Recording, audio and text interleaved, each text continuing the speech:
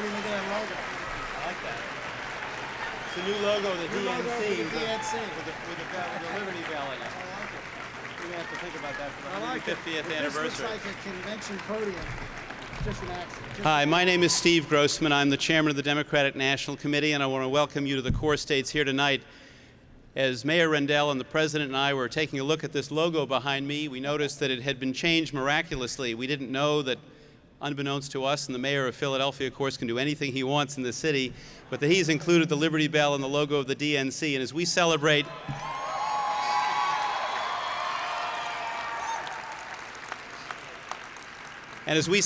our 150th anniversary of the founding of the Democratic National Committee, and we have to create a new logo, I think the mayor is being less than subtle in what he's presenting to us here tonight. I also have to make a couple of confessions. I'm from Boston. Until I met Ed Rendell, I thought that Boston was the oldest and most historic city in the country. However, I have to confess that having known the mayor a little longer than just a few days, that we'll take second place to Philadelphia anytime when I'm in this city. I also have one wonderful opportunity over these next few years, and I'm the guy, as chairman of the Democratic Party, who gets to choose where the next convention is going to be. Now, I wouldn't want to...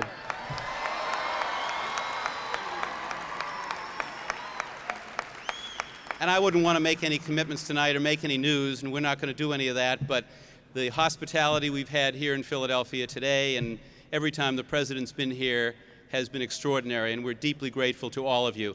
It is really a party celebrating its 150th anniversary that celebrates the involvement of young Democrats. This is the core of our party. The grassroots leadership of this political party is made up of young Democrats on college campuses all over this country and in every city and ward and every precinct in this land. And when we elect Congressman Gebhardt to be Speaker of the House of Representatives in 1998, we elect Democrats to public office all over this country. It'll be because young Democrats are doing the visibility, the literature drops, and are doing the phone banking, are doing the work that grassroots Democrats do. So we thank you so much for that.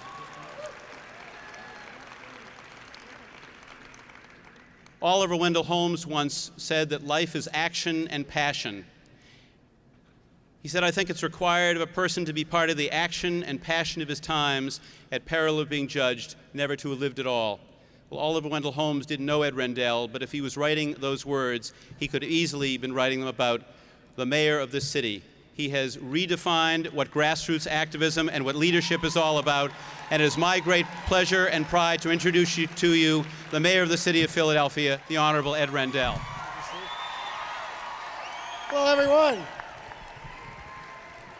Hello, everyone. You know, it was nice of Steve to say all those great things about me, but how about Steve Grossman, who volunteered his services when the president asked to come in and take over the DNC, change it, and make it an organization that everybody everywhere could be proud of, and an organization that is going to help lead this country into the next millennium. Let's hear it for Steve.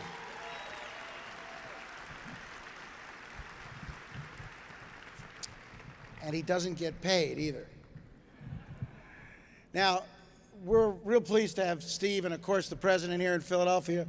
We're always pleased to have the president in Philadelphia, although we are disappointed the food tonight that the president is going to be exposed to is only some of the fine cuisine that we have in Philadelphia. You all had the opportunity to have a cheesesteak, and we are jealous of all of you, because all we have is shrimp and veal and things like that. Wait a second. You know that I would trade them all for a good cheesesteak, right? Absolutely. You know, subtlety has never been one of our long suits, and I said to the president that this podium that we're speaking on might coincidentally look a little bit like a convention podium. And the fact that we're here in the greatest indoor facility in America, the Core State Center, is really just a coincidence.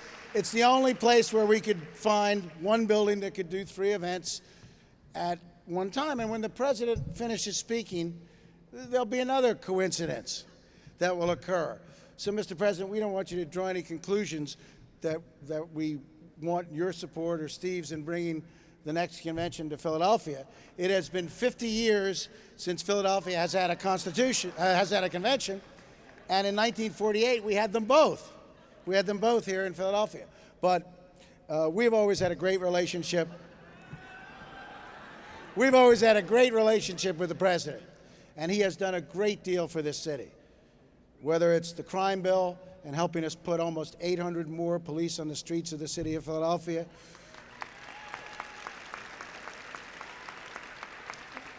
whether it's the empowerment zone that brought hope to some of the most hard-hit areas of Philadelphia, whether it was the administration responding to the problem that was created by the closing of the Navy Yard several years ago, giving us $104 million to successfully convert the Navy Yard and make something special out of it, whether it was the money that this administration has given for housing and homelessness. And Mr. President, yesterday we were notified by Secretary Cuomo that we were getting a $26 million Hope 6 grant to redo Schuylkill Falls in a way that will make the entire East Falls community something very, very special. And you know, the President and the administration have done so much for us that every once in a while they give me a little dig. Erskine Bowles, I was down seeing Erskine Bowles on a project that I talked briefly with the President about tonight, and Erskine Bowles said, "Well, you don't ask for much, Mayor." And you know, I sort of got the drift of the sarcasm there.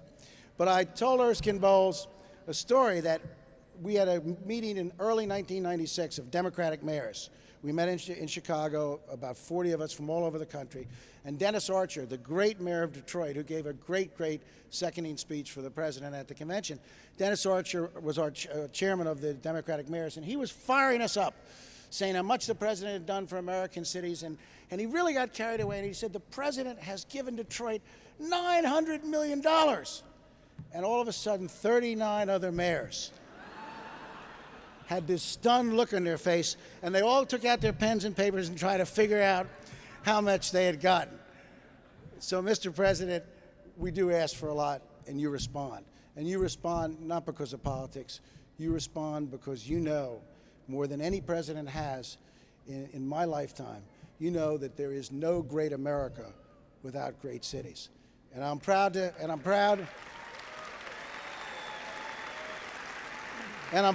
introduce the president to a great group of young people who have helped make this city what it is today and are going to make it even greater in the years to come. The President of the United States, Bill Clinton.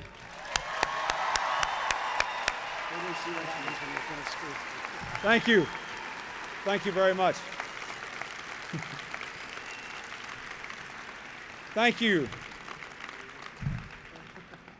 First, let me thank my good friend Steve Grossman for the hard work he's done as chair of our party.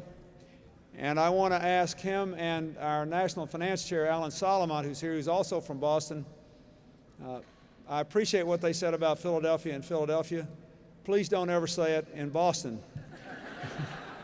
We're trying to hold both beachheads in a tough time.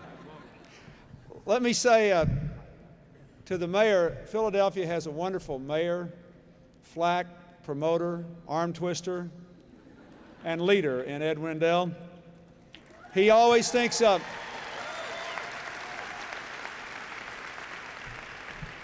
he's never ashamed to ask for the business, and I like that. And I feel pretty good at this podium. And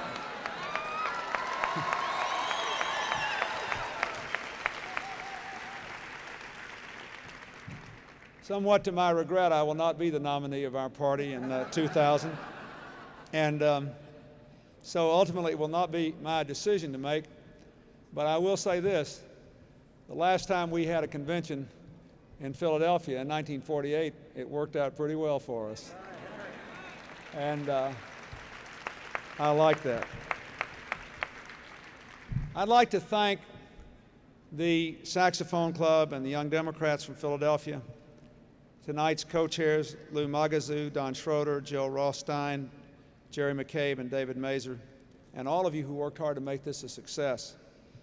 I'd like to thank you for coming here and for your good spirits. and for helping us to take this country in a new direction. Through you, I would like to thank the people of Philadelphia who gave me nearly 80% of the vote here in the last election. I am very grateful for that.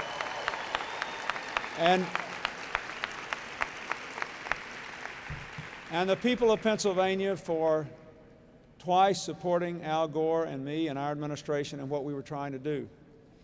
Last week was the 6th anniversary of my declaration for the presidency back in October of 1991.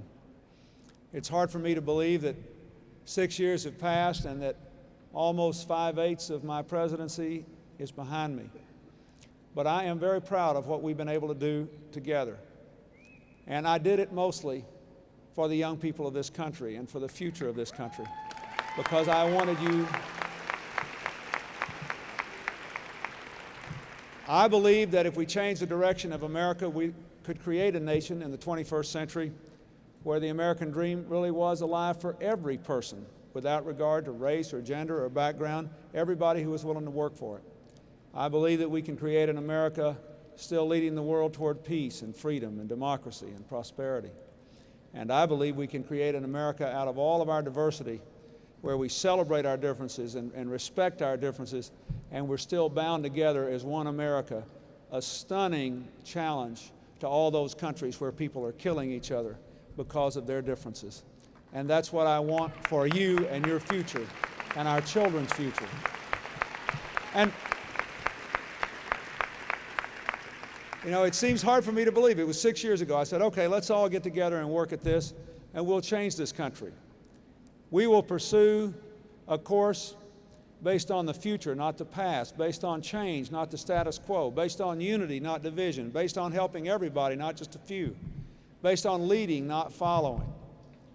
And we'll have a government that doesn't try to do everything, but doesn't walk away from our challenges either. And we'll change this country. And 6 years later, look at what's happened. In 4 years and 8 months in office, we've got over 13 million new jobs and the strongest economy in a generation. And a lot of our most distressed neighborhoods beginning to come back. We just learned today that last month, alone in 1 month, there were 250,000 people who moved from welfare to work. That there's been a 26% reduction in the number of people who were living on welfare, moving instead into families living on paychecks. The biggest drop in the history of the country. 5 years of declining crime, thanks to the efforts of people like Mayor Rendell, who took those police officers and put them on the streets in community policing programs. This country has a stronger and cleaner environment than it had 5 years ago. This country has a smaller government and stronger partnerships with cities and states and the private sector. But we also stood against the contract on America and the attempt to take away the things that bind us together as a country, our common commitments to education, to the environment, to the health of our children, and to the future of our country. That's what this was about.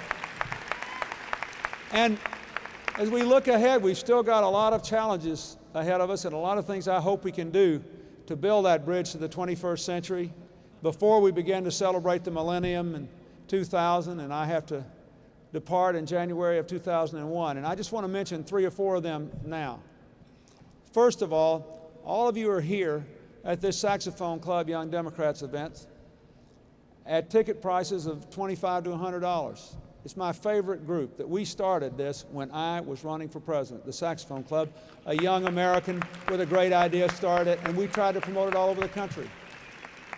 If we can get the other party to stop trying to kill campaign finance reform in the Senate, we could all raise all of our money this way and be on an equal footing, and we'd see who had more bodies, more citizens, more people, more voices, and better ideas. And I hope you'll help us do it. Secondly, we have a great challenge before us long term that will affect the youngest people in this audience, I'm convinced, in your lifetime if we don't do something about it.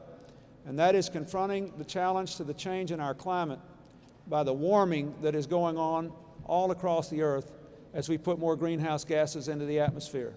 Now, what the challenge is for us to figure out a way to do less of it without throwing people out of work, without diminishing incomes, without cutting off future growth. Can we do it? You bet we can. Don't let anybody tell you that we can't improve our environment and still grow the economy. 2/3, let me just give you one example, 2/3 of all the heat generated by electric power plants is wasted.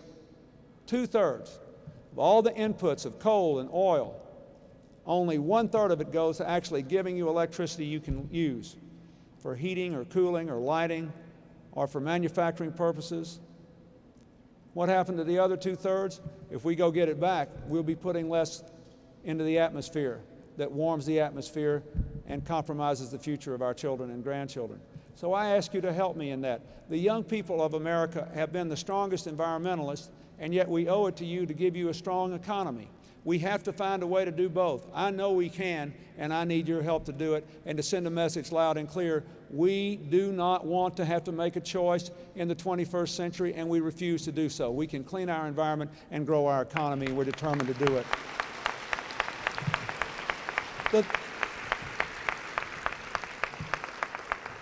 The third thing that I would ask you to do in thinking about the future is to support our efforts to continue to lead the world toward peace and freedom and prosperity. I know most Americans believe on a daily basis that what happens halfway around the world doesn't affect them, but it does. Not just in the climate changes, which affect us all, no matter where the problems occur, but in other ways as well. If we had not stepped in to stop the slaughter in Bosnia, eventually the United States would have been pulled into a wider, deeper conflict in Europe, and more American lives would have been put at risk.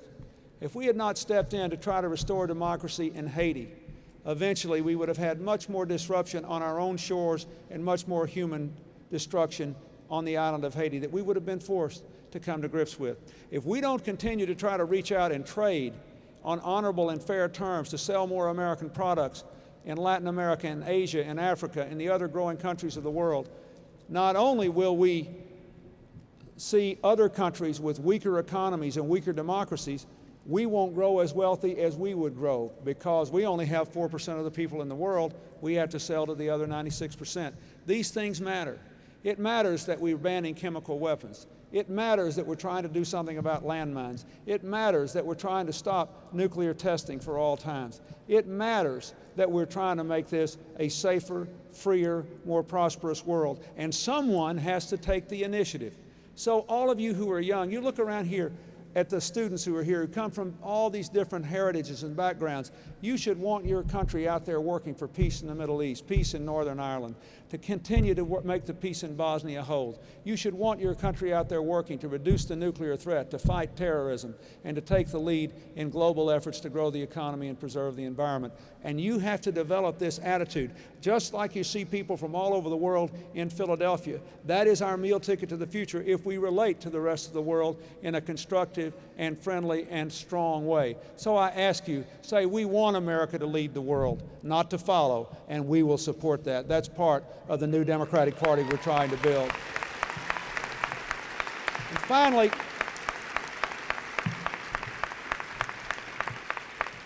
and most importantly, let me come back to where I began.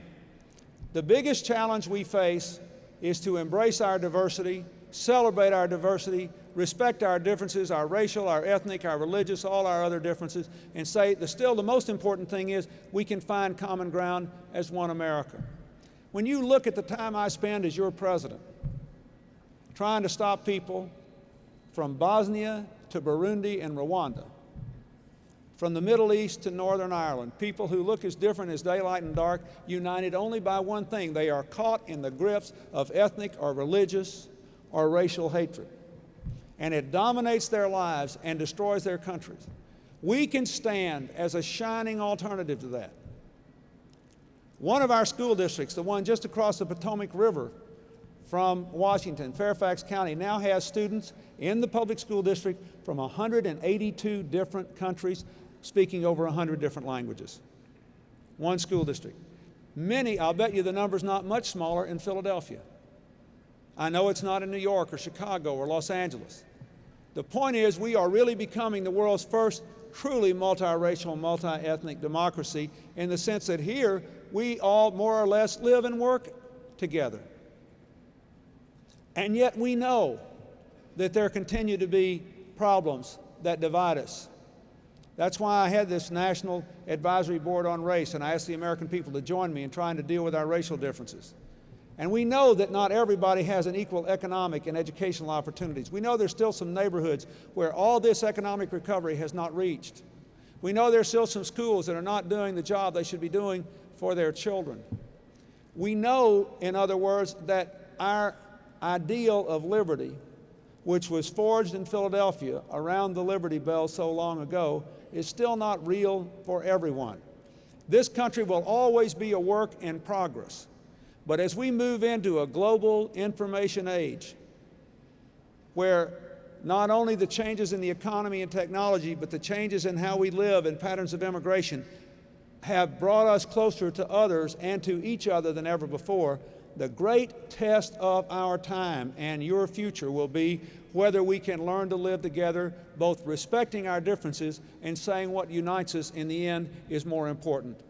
The shared values, the shared devotion to the Constitution and the Bill of Rights, the belief that everybody has a place in this country if they work hard, obey the law, and show up every day as good citizens. That's what I want you to really fight for, because if you do it, believe me, the best days of this country are still ahead, and the Democratic Party that came into power in the United States by a vote of the American people in 1993 and changed the course of this country to bring us together and move us forward will have a proud claim to its contribution to that for the 21st century. Thanks to you. Thank you. God bless you, and good night. Thank you.